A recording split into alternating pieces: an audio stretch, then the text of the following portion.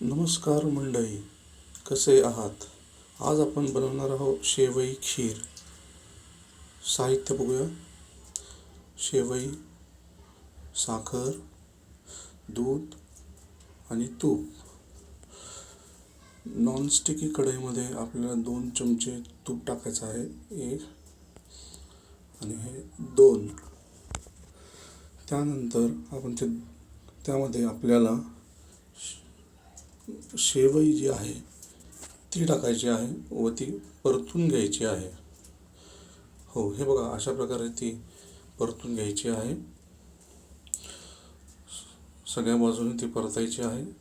त्यानंतर परतली की तिचा रंग हा असा होणार आहे, लालसर. व रंग लालसर झाला की त्यामध्ये आपल्याला 2 चमचे साखर टाकायची आहे. 1 आणि ही 2 चमचे साखर टाकल्या. त्यामध्ये दूध टाकायचं आहे व दूध टाकल्यानंतर हे मिश्रण जे आहे ते आपल्याला असं एकत्र करून गोल गोल फिरवून घ्यायचं आहे, जेणे की ते एकरूप व्हावं. हे बघा, अशा प्रकारे आपली शेवई तयार झालेली आहे. ती थोडी अशी परतून घेतली की हा असा छानसा रंग त्याला येतो. आता आपण ही शेवई जी आहे ती आपण बाउलमध्ये सर्व करणार आहोत.